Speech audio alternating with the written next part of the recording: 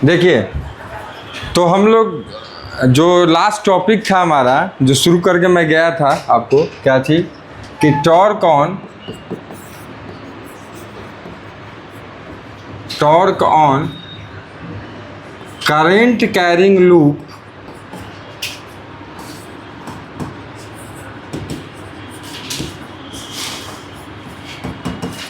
In an external magnetic field.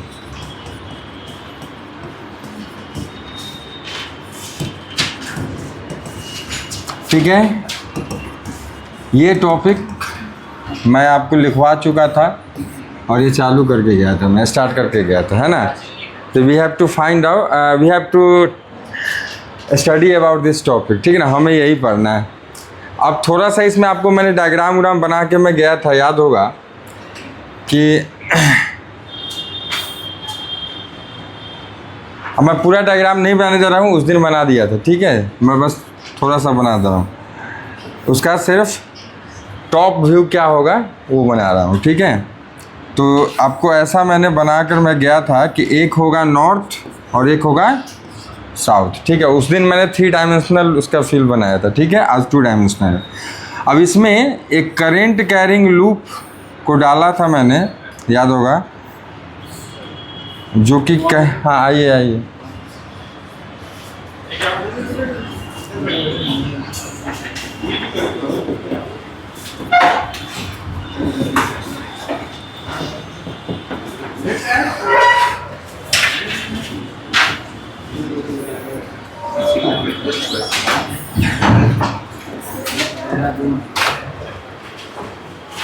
3 बजे से class रहता है ना, ये कौन सा टाइमिंग है? 4 बजे 1 घंटा लेट आओगे, कितना टाइम हो गया है? लगभग 3:30 हो गया है, आधा घंटा लेट हो।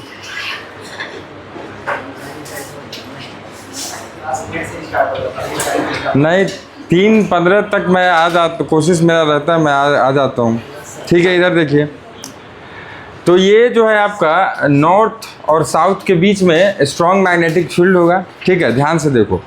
ये मैग्नेट, तो आपको मैं एक टॉपिक पढ़ा चुका हूँ कि अगर किसी एक्सटर्नल मैग्नेटिक फील्ड में अगर करंट कैरिंग कंडक्टर को डाला जाता है तो उस पर एक फोर्स लगता है, और फोर्स कितना होता है? ILB sin थीटा, याद है ना। तो the force on current carrying conductor in external magnetic field, ठीक है। ये टॉपिक हम पढ़ चुके हैं। ये फोर्स कितना होता है? तो I L क्रॉस B क्या होगा?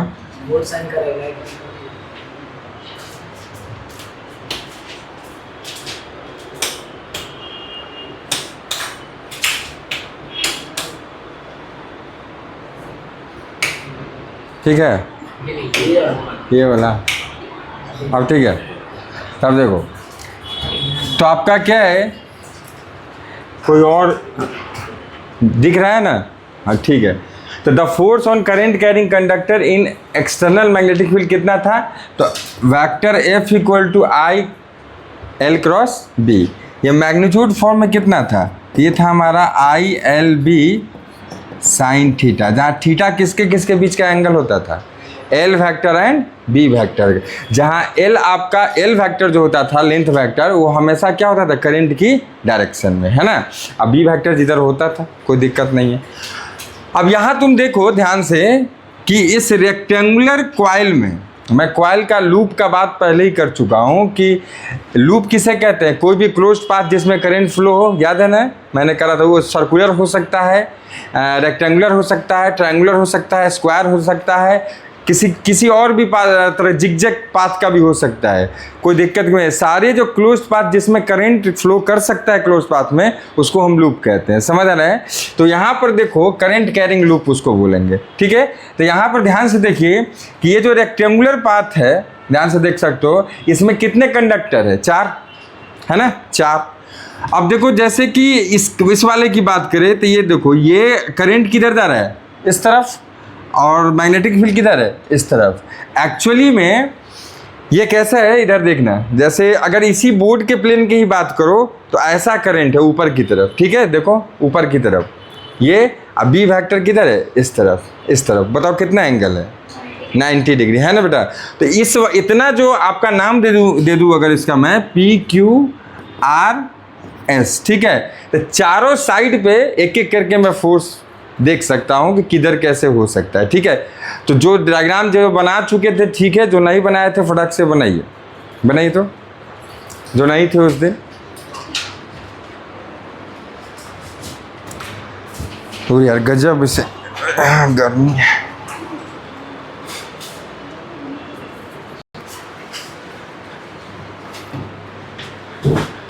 हाँ तो इधर देखिए, एक एक करके सारे साइड्स पे हम फोर्स देखते हैं। पहले देखते हैं QR पे और PS पे, ठीक है। तो देखो लेट, इधर देखना,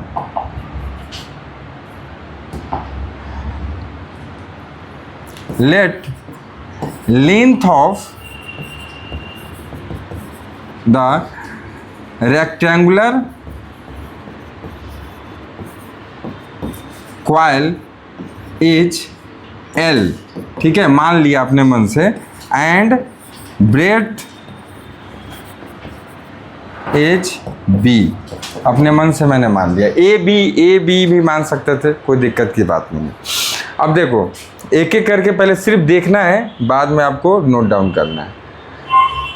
देखिए चलो, थोड़ा सा डायग्राम रहना ज़रूरी है तभी समझेंगे। इधर देखना है, the force on the magnetic force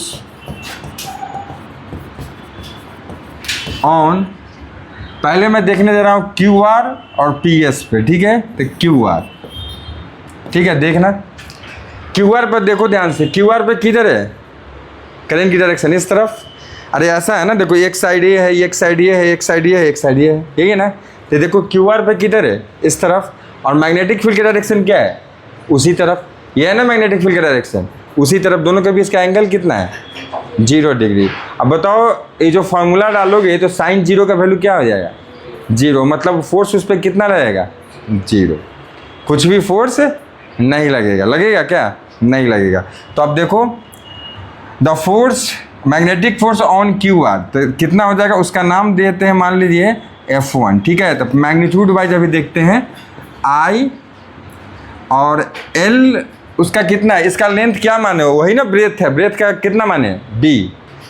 तो B आगे क्या हो जाएगा, तो मैग्नीट्यूड फॉर्म देखो ना, तो अब ये ब्रैकेट क्यों देख रहे हैं, देखो B, अब मैग्नेटिक फील्ड है B, तो B साइन कितना हो जाएगा, 0 डिग्री। तो F1 की वैल्यू कितना आ जाएगी आपकी, 0 डायरेक्ट। क्यों, क्योंकि साइन 0 ही क्या हो गया, 0, तो सारा फोर्स क्या हो गया, 0।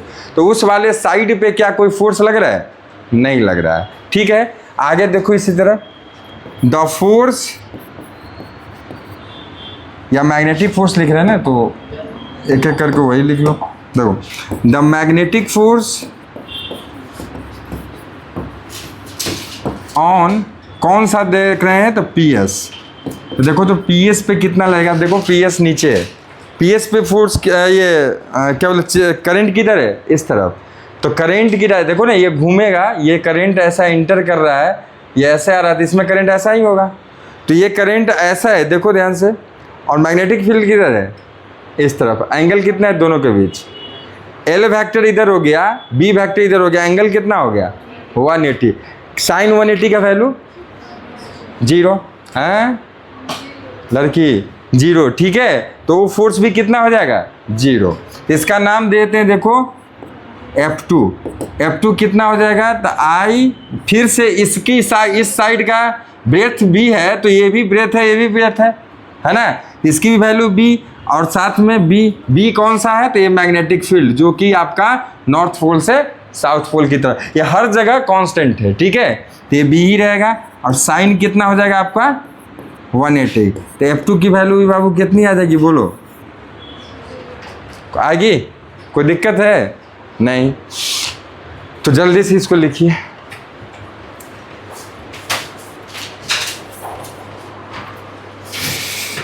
तो यार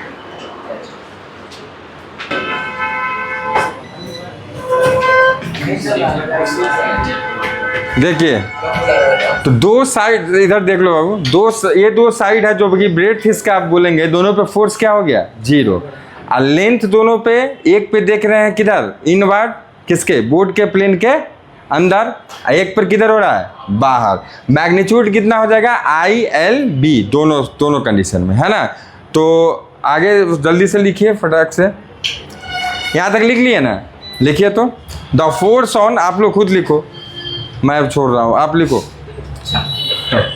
the magnetic force on PQ, लिखिए the magnetic force on PQ,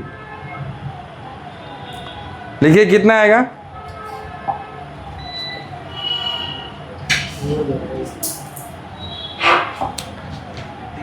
the magnetic force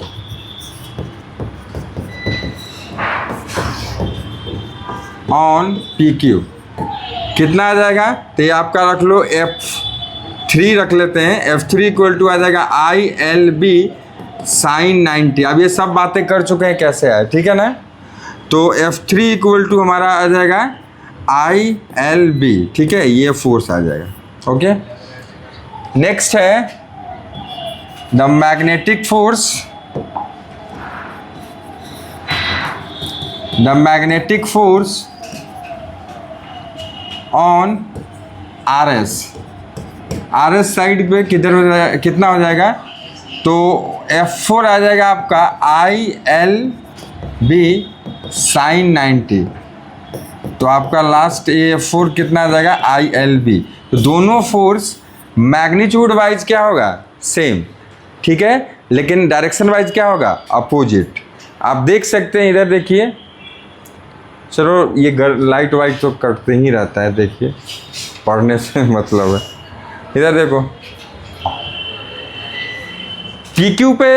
PQ पे किधर होगा, देखो बात कर चुका हूँ, PQ पे करंट ऊपर और मैग्नेटिक फील्ड इस तरफ। तो क्या हो जाएगा तुम्हारा L क्रॉस B किधर जाएगा इनसाइड, ठीक है। और ये कौन सा साइड है RS पे करंट देखो इधर, तो L वेक्टर इधर हो जाएगा और B वेक्टर इधर, ठीक है। तो L क्रॉस B किधर आएगा बाहर आउटसाइड, ठीक है। तो अब ये आपको मैं लिख देता हूँ, ये वाला फोर्स जो है ये किधर है इनवर्ड, ठीक है, और ये किधर है आउटवर्ड, किसके, तो बोर्ड के प्लेन के, ये इनवर्ड है और ये आउटवर्ड है। तो ये दोनों वजह से देखो ध्यान से, एक फोर्स इधर, मेरे हाथ को समझो रेक्टेंगुलर कॉइल, तो इसमें देखो एक फोर्स किधर लग रहा है अंदर, एक फोर्स किधर लग रहा है बाहर। तो अगर इस जगह से अगर बीचों बीच से कोई एक्सिस हो जिसके अबाउट ये घूम सकता है, तो क्या ये घूमेगा कि नहीं घूमेगा, घूमेगा ना। और इसके वजह से इसमें क्या प्रोवाइड हो जाएगा टॉर्क, यही तो टॉपिक था, समझ में आ रहा है, टॉर्क लग जाएगा, ठीक है ना। तो रोटेशनल इफेक्ट जो होता है उसी को तो हम टॉर्क कहते हैं, इसको मोमेंट ऑफ फोर्स भी हम बोलते हैं, ठीक है। तो यहाँ तक लिख लिया, आगे लिखो। तो because of force F3 and F4, because of force F3 and F4 on the side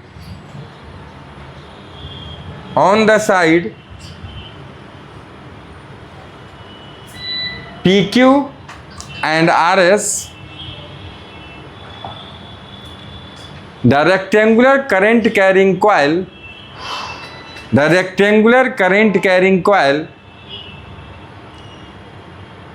experiences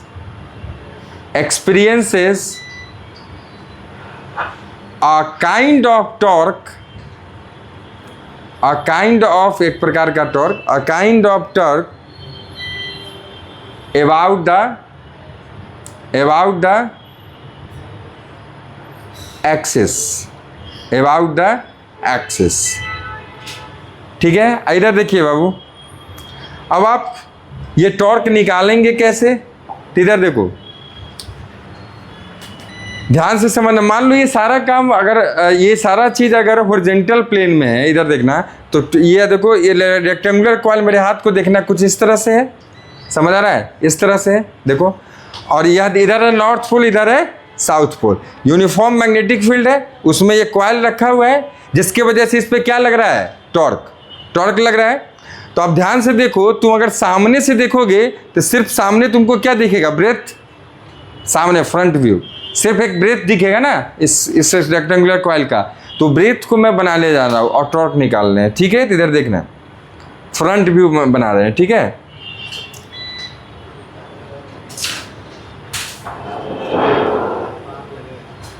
ठीक है, तो चलो नेक्स्ट पेज ही कर लेते हैं, ठीक है। अच्छा है, चलिए इधर देखिए,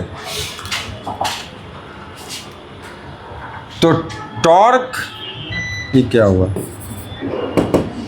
sorry, torque on the rectangular coil,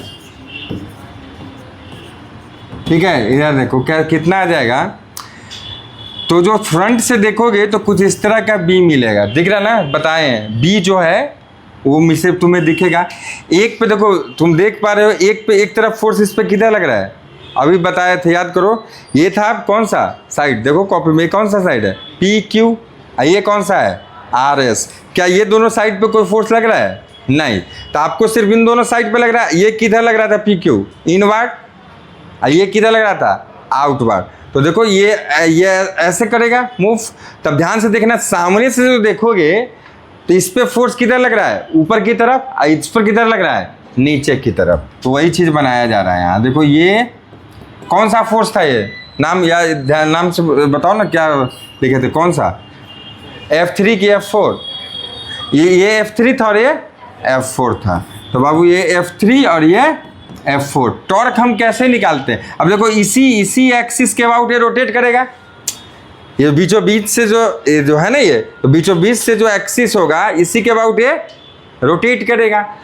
तो यही एक्सिस को हम, अब सामने से देखो तो एक्सिस का एक पॉइंट ही तो दिखेगा, वो मैंने यहाँ बना दिया है। अब ध्यान से देखो, टॉर्क को हम कैसे निकालते हैं, टॉर्क को आप कैसे निकालते हो, फॉर्मूला याद है क्लास 11 का, कैसे निकालते हैं, क्या, F S sine theta, S क्या होता है,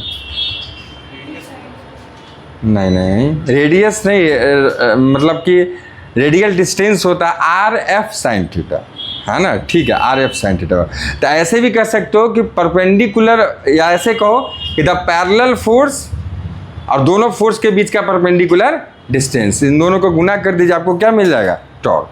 तो देखो टॉर्क जो हो जाएगा, टाउ से डिनोट करते हैं, वो कितना होगा, तो फोर्स इंटू परपेंडिकुलर डिस्टेंस, देख रहे हो, ये आर परपेंडिकुलर, ठीक है।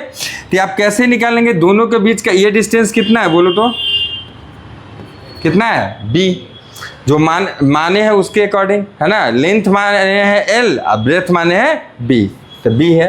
तो आप बताओ फोर्स का वैल्यू निकालो, दोनों फोर्स तो एक ही है, कोई एक का मैग्नीट्यूड लिख लो, कितना था, आई एल बी था, और साथ में परपेंडिकुलर डिस्टेंस, दोनों फोर्स के डायरेक्शन के बीच का परपेंडिकुलर डिस्टेंस। देखो ये वाला फोर्स ऊपर, ये वाला फोर्स नीचे, देखो लाइन ऑफ एक्शन इसका ये है और इसका भी लाइन ऑफ एक्शन ये है, तो दोनों के बीच का परपेंडिकुलर डिस्टेंस क्या है, ब्रेथ ही तो है, जो कि ये है। तो ये परपेंडिकुलर डिस्टेंस को कितना लिखोगे, b।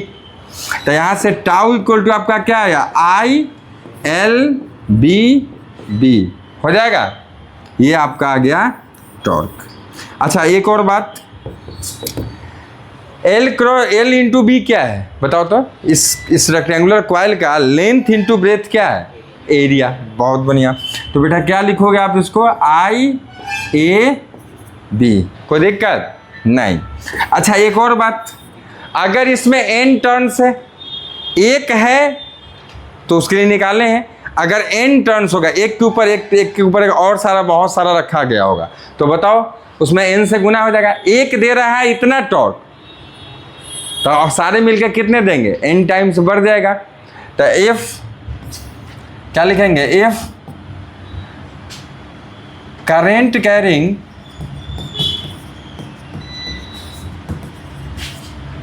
Carrying rectangular coil has n turns, मान लो कैपिटल N मान लेते हैं, ठीक है, n turns, then torque will be कितनी हो जाएगी, tau equal to N I A B. ये हमारा फाइनल डेरिवेशन है। फाइनल अभी भी नहीं हुआ है, ये इस केस का आ गया, ठीक है। अब देखो जरा, लाओ तो बाबू कॉपी वो वाला अपना लाओ ना, ऐसी लाओ ना। अब देखिए जैसे ये देखो ये था, ठीक है, ये इस पर फोर्स लगा ऊपर की तरफ, इस पर फोर्स लगा नीचे की तरफ, ध्यान से देखना है। और ये मान लो एक्सिस है जिसके अबाउट ये रोटेट कर सकता है, यहाँ से जैसे पकड़ा हुआ है ये एक्सिस है। अब देखो ध्यान से, ये क्या होगा, घूमेगा, ये घूमेगा ना। तो किसी समय पे देखिए, किसी समय पे आपने यही ना बी देखा है, इस पे ऊपर की तरफ देखो फोर्स लगाए F4, इससे F3 नीचे की तरफ। अब ये घूमा, अगर मान लो किसी समय घूमा, उस समय कितनी एंगल बना रही है, क्या कर रही है, ये सब बात करेंगे लेकिन थोड़ी देर में। अब लाइट आता है तो हालत ख़राब हो गया, ठीक है, तो रहने देते। पहले इसको लिख लीजिए फिर बात करते हैं। हम जब लाइट आएगा तभी नहीं कर पाइएगा। हाँ हाँ, कॉपी लाओ तो बाबू, वो वाला वो पतला है।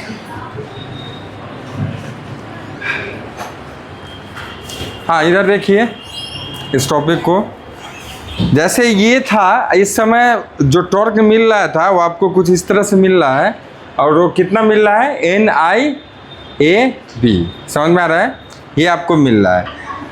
अच्छा एक चीज़ बताओ, एन आई ए क्या है।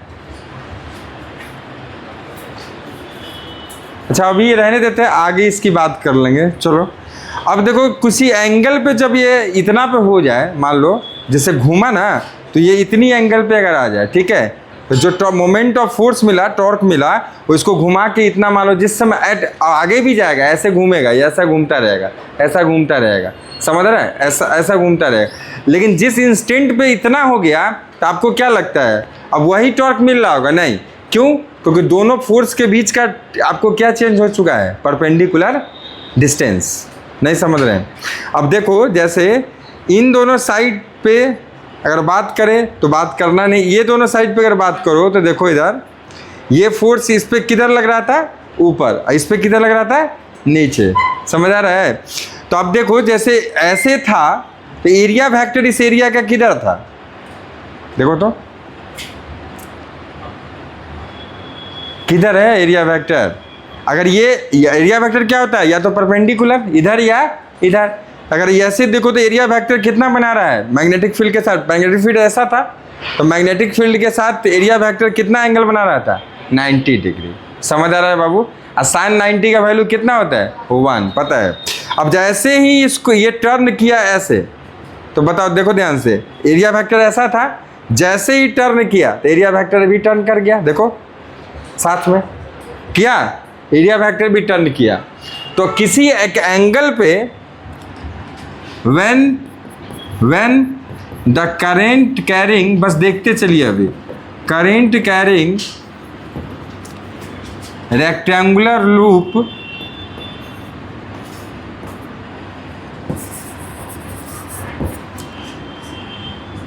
Is at an angle with direction of magnetic field. ठीक है बाबू। अब देखो, अभी इस समय देखो तो कोई ये देखो कितना है इसका प्लेन, मैग्नेटिक फील्ड के साथ एंगल क्या है 0, और एरिया वेक्टर का एंगल कितना है 90। ठीक है, जैसे ही आपने इसको घुमाया, इस प्लेन का भी मैग्नेटिक फील्ड का डायरेक्शन ये था, तो मैग्नेटिक फील्ड के साथ इसके प्लेन का कुछ एंगल बन गया, और एरिया वेक्टर का भी कुछ एंगल बन रहा होगा मैग्नेटिक फील्ड के साथ। तो let the angle between area vector and किस चीज के साथ, मैग्नेटिक फील्ड, इज थीटा। मैंने अपने मन से मान लिया। ठीक है, तब देखो इसका आगे का कैसे होगा, सुनना, यहां से ध्यान दो प्लीज। देखो अभी एरिया वेक्टर नीचे की तरफ, देखो ध्यान से, इसको तुम जैसे ही घुमाओगे तो एरिया वेक्टर भी उतने एंगल से घूम जाएगा, समझ आ रहा है। तो मान लेते हैं मैग्नेटिक फील्ड के साथ एरिया वेक्टर का एंगल क्या है थीटा, जो मैंने लिखा है। तो आप देखो कैसा हो जाएगा ये। अब बी जो था, ध्यान देखना, देखो ये जो था वो ऐसा हो चुका है। तो बताओ तुम ये ना तुमको दिख रहा है फ्रंट व्यू, ये बनाओगे, वही बना रहे हैं, देखो समझ आ रहा है ऐसा। अब और बी पे ये वाला फोर्स कौन था बोलो, F4, ये वाला फोर्स क्या था F3। ध्यान से देखना बाबू। ठीक है, और मैंने क्या कहा कि जैसे ही आपने इसको घुमाया तो ये एंगल एरिया वेक्टर का, पहले एरिया वेक्टर मैग्नेटिक फील्ड के साथ कितना था 90, अब कितना हो गया देखो, अब कितना हो जाएगा तो थीटा। तो देखो ये आ जाएगा आपका एरिया वेक्टर, मिडिल में दे देते हैं, डिनोट कर देते हैं ये एरिया वेक्टर। ठीक है, ये और इसका एंगल हो गया मैग्नेटिक फील्ड के साथ, तो मैग्नेटिक फील्ड ये है, आपको ये डायरेक्शन है हॉरिजॉन्टल में, यही ना था मैग्नेटिक फील्ड, ये था बी, इसके साथ कितनी एंगल थीटा। और ये बताओ ये दूरी कितनी है, ये दूरी कितनी है बोलो, बी, स्मॉल बी है ना, यही ना ब्रेथ, ये बी, ये थोड़ी चेंज हो रहा है, ये तो वही है स्मॉल बी। तब जरा बताओ परपेंडिकुलर डिस्टेंस दोनों फोर्स के बीच कैसे निकालोगे, इन दोनों फोर्स के बीच परपेंडिकुलर डिस्टेंस आप कैसे निकालेंगे, जल्दी बताएं।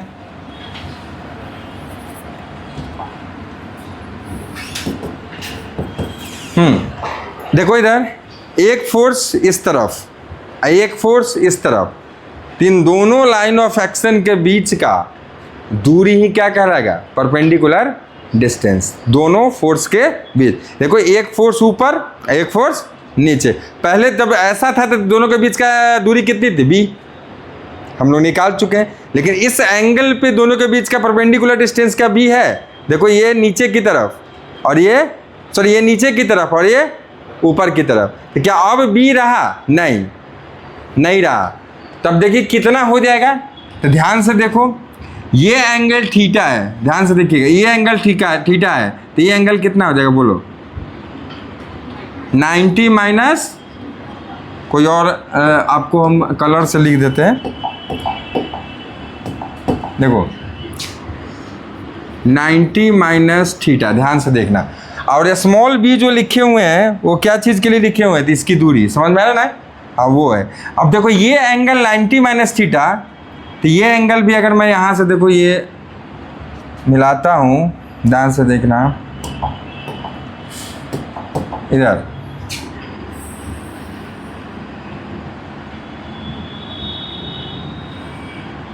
सुनना, ये एंगल कितना हो जाएगा बोलो, क्या ये करस्पॉन्डिंग एंगल से ये एंगल जितना है उतना ही एंगल ये भी होगा, कितना हो जाएगा 90 माइनस थीटा हो जाएगा। अब ध्यान से देखो इस एक छोटा सा राइट एंगल ट्रायंगल दिख रहा है आपको, दिख रहा है, इस राइट एंगल ट्रायंगल में अगर ये दूरी निकालने, कौन सा डिस्टेंस x, तो x निकाल लो तो दोनों फोर्स के बीच का परपेंडिकुलर डिस्टेंस नहीं निकल गया? निकल गया ना। x कैसे निकालेंगे इस ट्रायंगल में? x कैसे निकालिएगा बताओ? ये एंगल आप तो दिख गया ना, ये राइट एंगल ट्रायंगल है, इसमें एंगल है 90 माइनस थीटा है। तो बताओ x निकालने के लिए ये तुमको पता है ये कितना है b, हाइपोटेनस पता है, बेस निकालना है, क्या लगाओगे? कॉस। क्या लगाएंगे? कॉस। तो इन दिस ट्रायंगल ध्यान से देखना बाबू, in this triangle cos 90 minus theta equal to क्या हो जाएगा बोलिए तो? x अपॉन में ये दूरी कितनी है b, तो x अपॉन b। ठीक है, तो यहाँ से x आपको निकालना है। अच्छा एक चीज़ बताओ, cos 90 माइनस थीटा कितना होता है? Sign theta. तो साइन थीटा इक्वल टू हो गया x अपॉन b, तो यहाँ से x इक्वल टू कितना हो जाएगा? b sine theta. अब देखिए, the torque applied on the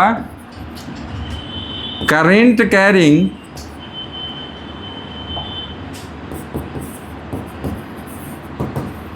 rectangular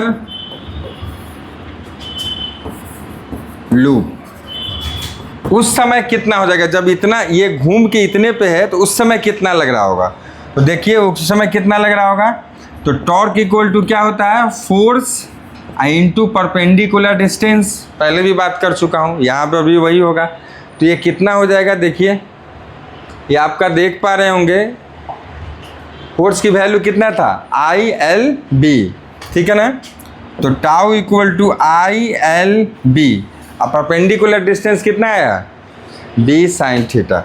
तो लिखो B साइन थीटा। तो टाउ इक्वल टू कितना आ गया? देखो L गुने L इंटू B क्या हो जाएगा? फिर से एरिया।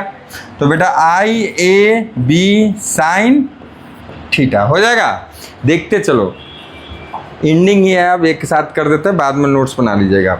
तो इफ देयर इज, पहले भी बात कर चुका हूँ ऐसे वाले में, तो ऐसे वाले में अभी कर रहा हूँ सब चीज़। तो if there is n turns in the loop, तो लूप में अगर n टर्न्स है तो टाउ आपका कितना हो जाएगा? NIAB sine theta. पहले भी बात कर चुके हैं अभी जस्ट। तो टाउ इक्वल टू NIA को क्या बोलते हैं? याद है, पढ़ाए हुए हैं, मैग्नेटिक डायपोल मोमेंट। बहुत बढ़िया बाबू। तो ये आपका आ गया m, ये हो गया पूरा, b तो ऑलरेडी रह जाएगा, ये हो जाएगा साइन थीटा। तो बाबू याद करो, इन वेक्टर फॉर्म अगर बात करें, इन वेक्टर फॉर्म, ये तो मैग्नीट्यूड फॉर्म हो गया, ठीक है। इन वेक्टर फॉर्म अगर बात करें तो टाउ पे अगर आपका वेक्टर चढ़ जाएगा टॉर्क पे, torque is a vector quantity, तो बताइए m एक वेक्टर क्वांटिटी था कि स्केलर? पढ़ाए थे, वेक्टर क्वांटिटी था। तो m वेक्टर क्वांटिटी है, b वेक्टर क्वांटिटी है, साइन थीटा है। तो साइन थीटा होता है तो क्या लगाते हैं? क्रॉस की डॉट, क्रॉस प्रोडक्ट। तो क्या हो जाएगा? m cross b। कोई दिक्कत है? नहीं। तो ये आ जाएगा आपका टॉर्क, ये आ जाएगा आपका टॉर्क। याद करो,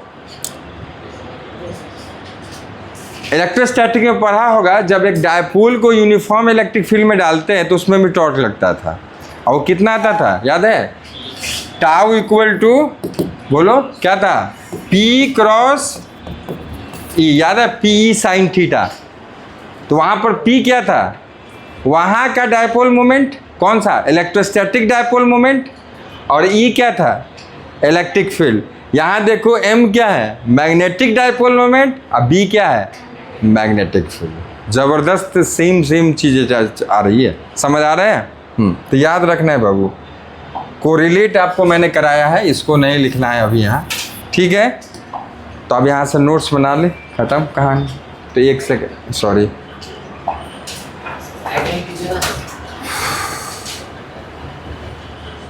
कहाँ तक लिखे थे बताइए? कहाँ तक लिखे थे? यहाँ तक लिखे थे। हाँ, यहाँ से आप लिखिए, ठीक है। छोटा कर देते हैं बाबू। ठीक है। लाइट ऑन कीजिए ना। कौन सा? चला नीचे है, नीचे। सब तो जला ही हुआ है यहाँ। तो बंद करने के लिए। अच्छा, बंद करने के लिए बोल रहे।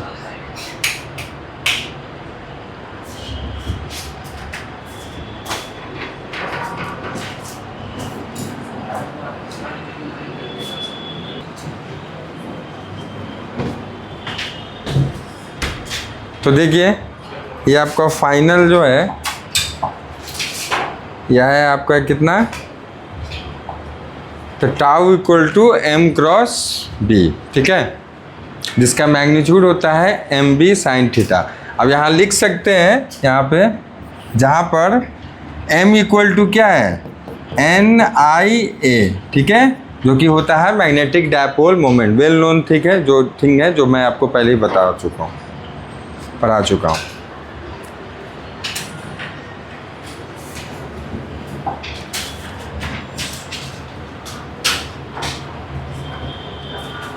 अब इधर देखिए, यहाँ पे ये 90 माइनस थीटा क्यों हुआ, क्योंकि एरिया वेक्टर हमेशा प्लेन के साथ कितना एंगल बनाता है, 90।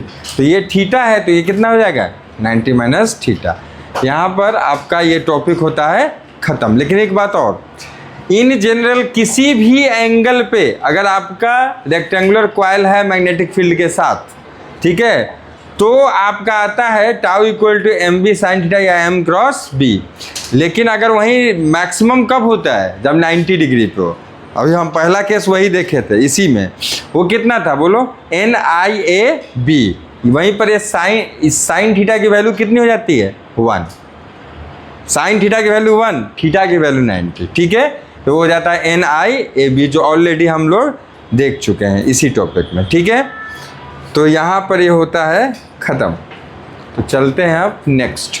याद होगा, इधर देखिए, हमने आपको पढ़ाया था दो current carrying wire, parallel wire के बीच में कौन सा फोर्स लगता है, अट्रैक्टिव और रिपल्सिव, याद है, दोनों पढ़ाए थे। तो अट्रैक्टिव कब लगता है, जब दोनों में करंट क्या हो, सेम डायरेक्शन में। अगर अपोजिट में हो तो क्या होगा, रिपल्सिव होगा, बताए थे। और फॉर्मूला भी पढ़ाए थे, कितना आता है बताओ, उसमें फोर्स का वैल्यू निकाले थे कि फोर्स पर यूनिट लेंथ का निकाले थे, फोर्स पर यूनिट लेंथ का। पर यूनिट लेंथ का क्यों निकालते हैं, क्योंकि दोनों वायर को क्या माना जाता है, इनफाइनाइट लेंथ का। तो कितना लेंथ है पता नहीं है, ठीक है। तो फोर्स कितना आया था, फोर्स पर यूनिट लेंथ, ऐसा डीएल लिखे थे, याद है, वो कितना आया था, I1 I2, आगे म्यू नॉट तो छोड़ ही रहे हैं, तो उसको भी लिख लो, mu naught I1 I2 upon में 2 पाई डी। क्या ये आया था, जहाँ पे डी क्या था, दोनों के बीच का परपेंडिकुलर डिस्टेंस, दोनों पैरेलल वायर के बीच का परपेंडिकुलर सेपरेशनल डिस्टेंस, ठीक है।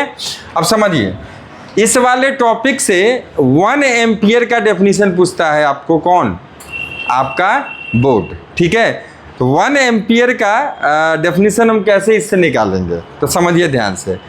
1 एम्पियर वो करंट है जो कि दोनों पैरेलल वायर्स में बहता है, चाहे वो सेम डायरेक्शन में हो चाहे अपोजिट डायरेक्शन में हो। वो करंट है कि जो दोनों वायर में बहेगा, एंड वो उस वायर में जो कि कितने सेपरेशनल डिस्टेंस पर रखा हो, 1 मीटर का, कितने, 1 मीटर का। और करंट, सॉरी, हाँ बिल्कुल, करंट कितना हो दोनों में, 1 एम्पियर का, ठीक है। तो 1 एम्पियर वो करंट है जो कि दो पैरेलल करंट कैरिंग वायर में बह रहा है, जो कि कितने दूरी पे रखा हुआ है, 1 मीटर सेपरेशनल डिस्टेंस पे।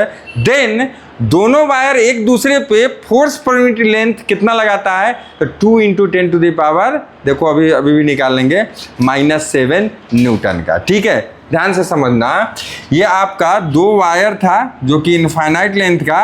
अगर इसमें करंट I1 है, इसमें करंट, ध्यान से देखिए, इसमें करंट अगर I2 है, इन दोनों के बीच का सेपरेशनल डिस्टेंस अगर D है, ठीक है बेटा, तो ये दोनों के बीच का सेपरेशनल जो कि D कितने के बराबर, 1 मीटर का। और इसमें कितना करंट बह रहा है, 1 एम्पियर। इसमें भी करंट कितना बह रहा है, 1 एम्पियर। तो ये 1 एम्पियर करंट वो करंट है, यही चीज़। तो देखो पहले तो इसको निकाल देते हैं, फिर डेफिनेशन इससे हम लिखवा देंगे आपको। तो देखो ये सारी वैल्यू को अगर भरोगे तो फोर्स पर यूनिट लेंथ कितना आ जाएगा, म्यू नॉट का वैल्यू कितना होता है 4 पाई इंटू 10 का पावर -7। मैं बात कर चुका हूँ, लिखा चुका हूँ आपको। I1 I2 का वैल्यू 1 इंटू 1, ठीक है। अब बट्टे में 2 इंटू पाई इंटू डी का वैल्यू कितना 1 मीटर। देखो तो यहाँ से ध्यान से देखो, पाई से पाई कट गया, 2 2 जा 4, बाकी आपको दिख रहा है। तो फोर्स पर यूनिट लेंथ कितना आ गया बोलो, 2 into 10 to the power -7 Newton.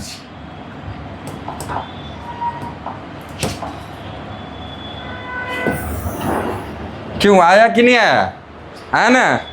तो मतलब आप समझ लीजिए 1 एम्पियर वो करंट है जो दो पैरेलल वायर में बहता है, जो कि कितने सेपरेशनल डिस्टेंस के साथ रखा हुआ है 1 मीटर। देन दोनों वायर एक दूसरे पे फोर्स पर यूनिट लेंथ कितना लगाता है 2 into 10 to the power -7 newton. उसी करंट को हम क्या बोलेंगे 1 एम्पियर। समझ आ गया। तो यहाँ से एक डेफिनेशन हमको निकल गया। तो लिखिए, तो डेफिनेशन ऑफ, हेडिंग होगा definition of 1 ampere current. Definition of 1 ampere current.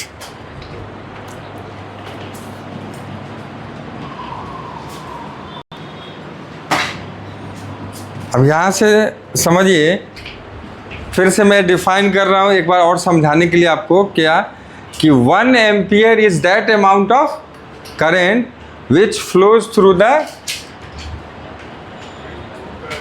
2 parallel infinite length current carrying conducting wire which are separated with the separational distance 1 meter, ठीक है। and the force, magnetic force per unit length applied on any wire with due to the other wire is 2 into 10 to the power -7 Newton. Okay, वो amount of current क्या कहलाता है 1 ampere, ठीक है। तो यहाँ से ये डिफाइन हो गया आपका। चलिए नेक्स्ट, अब आता है, हम लोग एंडिंग की तरफ बढ़ रहे हैं इस चैप्टर का, ठीक है। तो इस बिफोर इस ending I would like to, या we have to solve some numericals. Okay, तो एक दो देखते हैं। तो लिखिए, तो एक न्यूमेरिकल देखिए, बेहतर न्यूमेरिकल देखते हैं।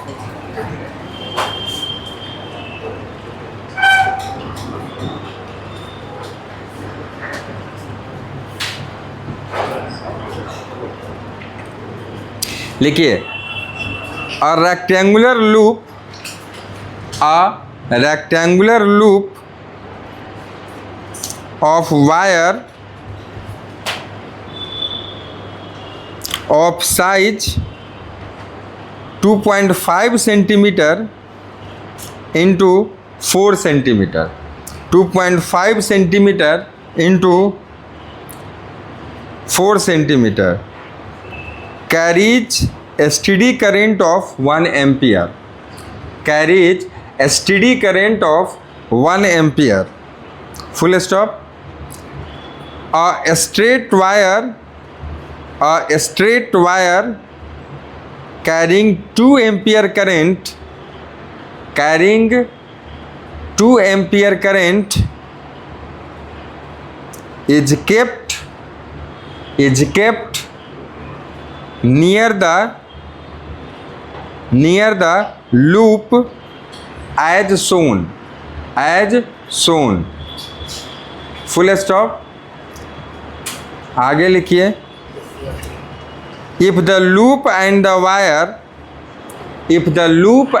wire are coplanar, find the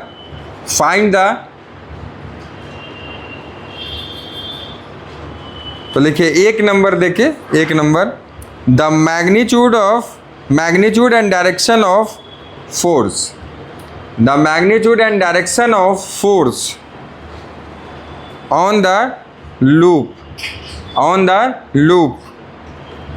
due to the current carrying wire.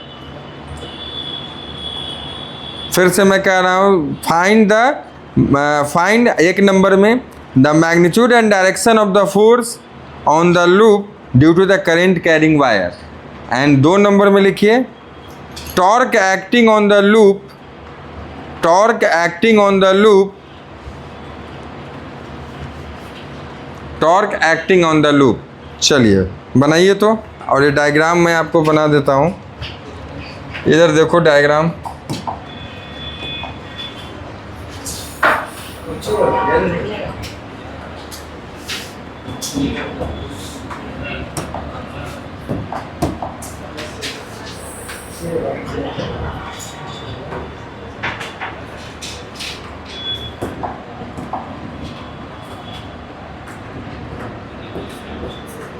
इसमें करंट है आपका 2 एम्पियर का, ठीक है, और इसमें करंट का डायरेक्शन ये है।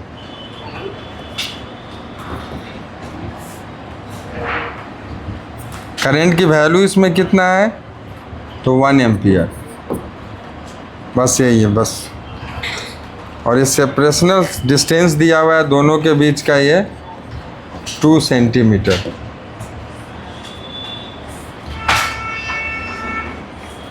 ठीक है, और ये तो आपको दिया ही हुआ है 4 सेंटीमीटर, और ये दिया हुआ है 2.5 सेंटीमीटर। बनाइए तो।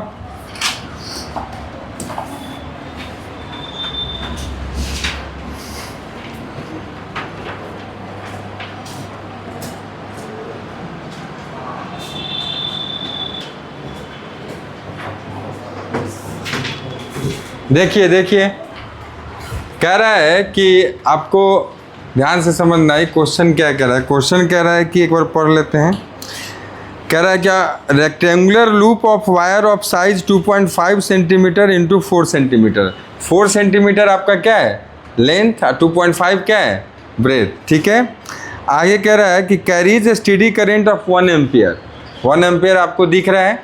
Next, a straight wire carrying 2 ampere current is kept near the loop as shown in, तो देखो ये रखा हुआ है। Next, if the loop and the wire are coplanar, मतलब इसका प्लेन और ये जो रखा हुआ है दोनों एक ही प्लेन में है। ठीक है, नेक्स्ट, तो पहला चीज निकालना, the magnitude and direction of the force on the loop due to the current carrying wire. सुन लो, ध्यान से सुनिए, कितना नेट फोर्स इस वायर, इस लूप पे है इस वायर की वजह से। तो वायर की वजह से पहले ये बताओ कि फोर्स कैसे हम निकालें। निकालने का तरीका 2-3 है।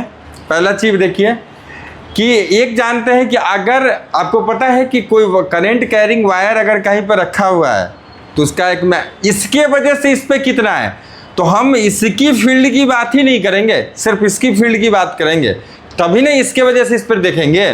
तो इसके चारों तरफ आपको पता है कि कोई स्ट्रेट वायर है और उसमें करंट अगर ऊपर या नीचे किसी डायरेक्शन में है, तो जिस डायरेक्शन में, उस डायरेक्शन में आप हम क्या डालते हैं, हम लोग राइट हैंड थंब रूल, याद है ना, उस डायरेक्शन में आप क्या डालते हैं, अपने थंब को, और इसको कर्ल करते हैं। तो आपको कैसा दिखता है, इस तरह का मैग्नेटिक फील्ड दिखता है। तो आप देखो, अगर इस जगह पे बात करो तो इस वायर, ये ऊपर वाले वायर पे और नीचे वाले वायर पे, इसके 4 कहते हैं ना 4 सेक्शंस है, 4 सेक्शंस है, मतलब कह सकते हो 4 साइड्स है। तो इस साइड्स पे अगर बात कर दें, चलो नाम ही दे देते हैं ए बी, चलो ए बी से कंफ्यूज ना हो जाओ क्योंकि मैग्नेटिक फील्ड बी लेते हैं, तो चलो कहीं यूज करना होगा तो करेंगे। तो ऐसा करते हैं PQRS, ठीक है, ऐसा लेते हैं। तो अगर मैं बात करूं कि द मैग्नेटिक फोर्स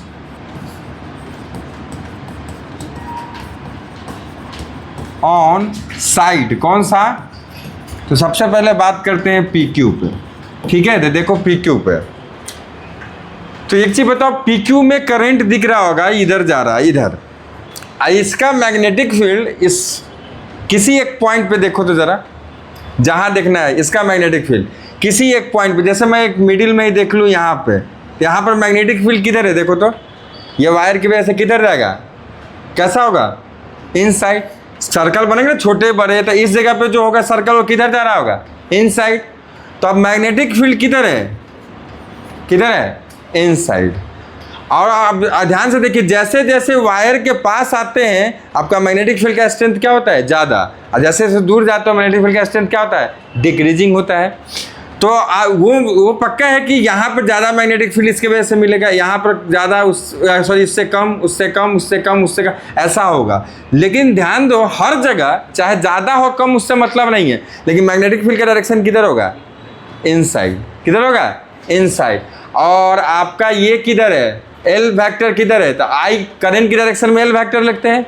देखो करंट की डायरेक्शन में एल वेक्टर, एल और बी किधर है, इनसाइड। एंगल कितना हो गया, कितना हो गया, 90। तो आपको फोर्स कितना मिल जाएगा, बोलो, आई एल बी, है ना। लेकिन बी वेरिएबल होगा, समझ में आ रहा है। तो ध्यान से देखो, हर जगह जो बी होगा अलग अलग स्ट्रेंथ का होगा, लेकिन हर जगह पूरे वायर पे फोर्स किधर लगेगा, एल क्रॉस बी करो। देखो एल किधर आ गया, बी किधर, इनसाइड। एल क्रॉस बी किधर जाएगा, अपवर्ड डायरेक्शन में। मतलब इस पे फोर्स किधर लगेगा, बोलो, इन अपवर्ड डायरेक्शन। तो एक फोर्स की बात नहीं हो रही है, इतना हम देख रहे हैं कि फोर्स तो वेरिएबल होगा, क्योंकि बी वेरिएबल है। देखो अलग अलग, देखो इस जगह पे दूरी कम है तो ज़्यादा स्ट्रेंथ होगा, दूरी ज़्यादा जैसे जैसे बढ़ते जाओगे बी बढ़ता जाएगा। लेकिन फोर्स का डायरेक्शन किधर होगा, अपवर्ड। किधर होगा, पूरे साइड पे फोर्स किधर होगा, अपवर्ड। समझ में आ रहा है। तो मैं डायरेक्ट लिख रहा हूँ, the magnetic force on the side P Q, वो तो आपका कितना होगा, एफ क्या होगा, वेरिएबल, कांस्टेंट नहीं होगा जो हम निकाल लेंगे। समझ आ रहा है। लेकिन हमको दिख रहा है डायरेक्शन क्या है, अपवर्ड। ठीक है। अब चलो थोड़ा सा नीचे में बात कर लेते हैं। The magnetic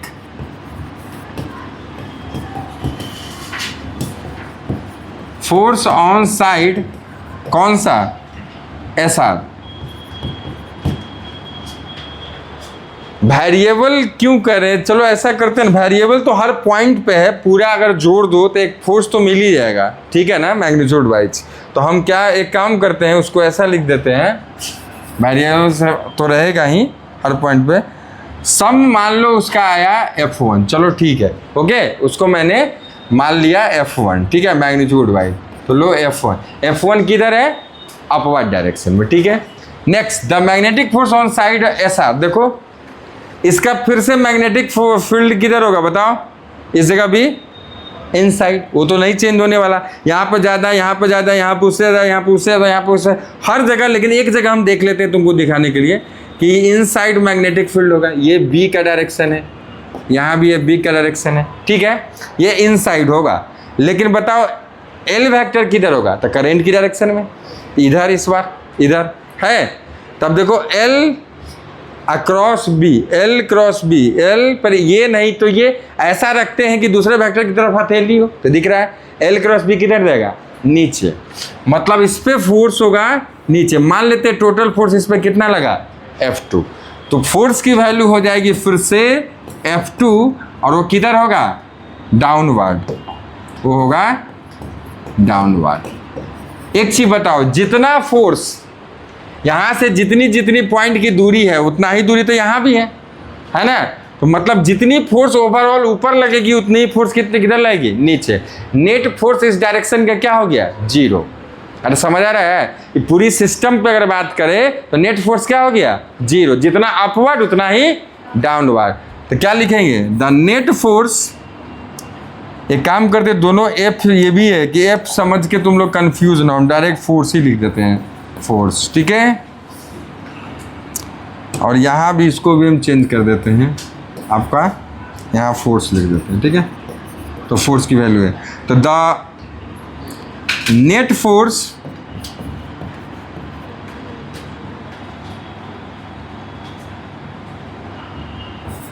on the system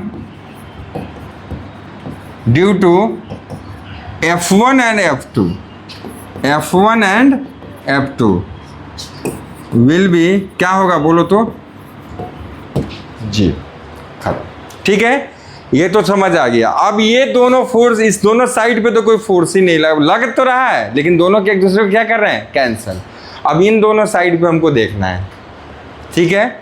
तो एक तरीका और है, देखो ILB sin थीटा, तो पता है तुम्हें कि इसका हर पॉइंट जो है इस वाले से समान दूरी पे कितने, 2 सेंटीमीटर पे, और ये इसका हर पॉइंट कितने दूरी पे है बताओ, तो 2.5 था ना, ये था 2.5, तो 2.5 और 2 तो कितना हो जाएगा, 4.5 सेंटीमीटर पे है।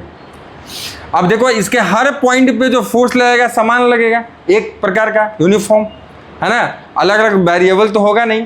तो किसी एक पॉइंट पे बात कर लेते हैं यहाँ पे, तो मैग्नेटिक फील्ड किधर, देखो ना वो हर जगह, इस पे भी तो किधर होगा, इनसाइड, तो मैग्नेटिक फील्ड किधर होगा, इनसाइड। ये तो पता चल गया, लेकिन ILB ये हो जाएगा। तो देखो बात यह आता है कि इसका B कितना होगा, कैसे निकालेंगे, इनफाइनाइट लेंथ का B कैसे निकालते हैं बताओ, याद होगा पढ़ाए हैं, याद है, mu naught I upon 2πr, ठीक है ना। तो R कितना है बेटा यहाँ पे, 2 सेंटीमीटर, समझ में आ रहा है। तो आप देखो ध्यान से क्या करोगे, ILB sin थीटा, बताओ थीटा कितना हो जाएगा, L किधर है ऊपर, अब B किधर है अंदर, दोनों के बीच का एंगल कितना हो गया 90, तो sin 90 का वैल्यू 1, तो आपका कितना हो जाएगा ILB, I का वैल्यू पता है कितना 1, ये I मत ले लेना, ये वाला, तो I 1 एम्पियर, L कितना हो जाएगा, देखो L कितना है 4 सेंटीमीटर।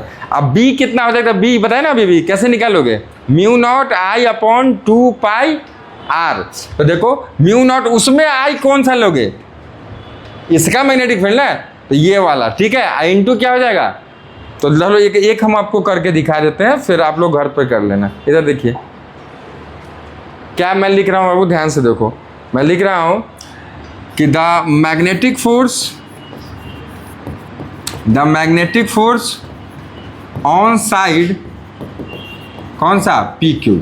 तो देखो क्या लिखोगे, तो फोर्स का नाम दे देते हैं, चलो F3 इक्वल टू कितना हो जाएगा, तो ILB साइन कितना हो जाएगा 90 डिग्री।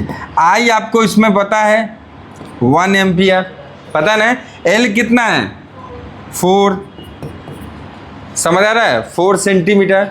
आगे अगर चाहो सेंटीमीटर में है तो इसको मीटर में बदलना पड़ेगा, सॉरी, तो 4 इंटू क्या करोगे 10⁻⁻², ये मीटर में हो गया, मतलब 4/100 हो गया ना ये, हाँ। और B का वैल्यू क्या कैसे लिखोगे तो बताओ, म्यू नॉट इंटू I उसका कितना है 2, अपॉन में क्या होता होगा बोलो 2πd, तो 2π और D कितना है 2 सेंटीमीटर, तो 2 इंटू 10⁻⁻², ये भी मीटर में बदल गया, ठीक है, तो 2πd।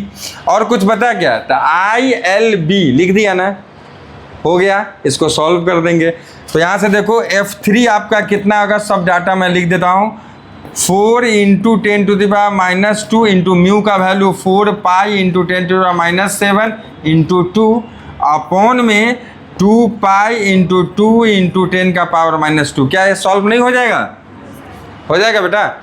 यहाँ से आप किस चीज़ की वैल्यू लाएंगे, F3 का, किस में, न्यूटन में, क्योंकि सारा डाटा आपने किस में डाला है, SI में, कोई अलग यूनिट नहीं है, समझ आ रहा है। ऐसे ही क्या आप ध्यान से देखिए, क्या आप ऐसे ही इस वाले साइड पे फोर्स नहीं निकाल लेंगे, बस इसमें दूरी कितनी हो जाएगी बताओ, 2.5 + 2 कितना हो जाएगा 4.5, और इस जगह भी मैग्नेटिक फील्ड किधर होगा, इनसाइड, किधर होगा, इनसाइड, तो एंगल कितना हो जाएगा, सॉरी नीचे जा रहा है, दोनों के बीच एंगल क्या हो जाएगा 90, अभी भी 90 हो जाएगा। तो वैसे ही यहाँ भी कर लोगे। अच्छा एक चीज़ बताओ, पक्का है, देखो ध्यान से कि इसमें नीचे में कितना सेंटीमीटर था 2, तो इसको क्या लिखो 2 इंटू 10⁻², इसमें नीचे में कितना आएगा 2 इंटू, सॉरी 2 कह रहे हैं, सॉरी कितना 4.5 इंटू 10⁻², कौन सा वैल्यू बड़ा होगा, ये वैल्यू बड़ा होगा ये वैल्यू छोटा होगा। क्यों? क्योंकि बड़ा वैल्यू से आप भाग दे रहे हो। समझ में आ रहा है? ऊपर में तो वही सारी चीज़ें होंगी, तो ये वैल्यू बड़ी होगी और ये वैल्यू छोटी होगी। तो क्या इसका फोर्स किधर लगेगा ये भी बता दो। एल वेक्टर ऊपर अब बी वेक्टर अंदर, तो बताओ एल क्रॉस बी किधर होगा? इस तरफ। इसका देखो एल वेक्टर नीचे अब बी वेक्टर अंदर, तो किधर होगा? एल क्रॉस बी किधर होगा? इस तरफ। तो दोनों फोर्स अपोजिट। समझ आ रहा है? तो नेट किधर हो जाएगा? नेट क्योंकि ये बड़ा है तो नेट बचेगा इस तरफ, और वही इसके वैल्यू से उसके वैल्यू को क्या करेंगे? सबट्रैक्ट। तो आपसे पहला में क्या पूछा था? देखो पहला में क्या पूछा था? हाँ, नेट फोर्स पूछा था। तो बेटा ऊपर नीचे वाला था कैंसिल, उसके तो बातें खत्म। इन दोनों में नेट किधर बच गया? इस तरफ। जो घट के बचेगा वो मैग्नीट्यूड के साथ डायरेक्शन इस तरफ। समझ आ गया? अच्छा, दूसरा पार्ट क्या पूछ रहा है? टॉर्क। तो टॉर्क पूछ रहा है, तो टॉर्क का फॉर्मूला अभी भी पढ़ा है। क्या होता है बोलो? M cross B, M B sine theta. तो ध्यान से देखो बाबू, मैग्नेटिक डायपोल मोमेंट पढ़ाए थे, उसमें हम आपको बोले थे कि मैग्नेटिक फील्ड या एरिया वेक्टर, मैग्नेटिक फील्ड के डायरेक्शन में ही एम का डायपोल मोमेंट का डायरेक्शन होता है। मैग्नेटिक फील्ड किधर है? डायरेक्शन देखो तो लूप का करंट ऐसा बढ़ रहा है, इसमें घुमाओ तो मैग्नेटिक फील्ड का डायरेक्शन किधर होगा?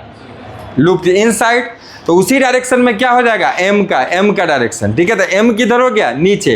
अब बी किधर है? हर जगह देखो इसकी वजह से बी किधर है? इनसाइड। तो दोनों का डायरेक्शन सेम, तो एम और बी के बीच का एंगल 0। तो क्या लिखते हो? एम बी साइन थीटा, और साइन 0 का वैल्यू 0, मतलब टॉर्क नहीं होगा। टॉर्क क्या हो जाएगा? 0। तो क्या आप कोई सॉल्यूशन बचा? 2 पार्ट था, दोनों मैंने आपको क्लियर कर दिया। क्या आप ये वाला चीज़ ध्यान से देखना बाबू, ये वाला चीज़ आप क्या निकाल नहीं पाएंगे? F4 निकाल के कर लेंगे? तो स्वस्थ रहें, स्वच्छ रहें। आज के लिए इतना ही, ठीक है? तो इसको उतार लीजिएगा, ठीक है? मैं आपको छोड़ के जा रहा हूँ, आप उतार लेना। ओके, नीचे कर दे रहा हूँ, आप इसको उतार लीजिए, सॉल्यूशन को उतार लीजिए, ठीक है? कॉपी कर लीजिए।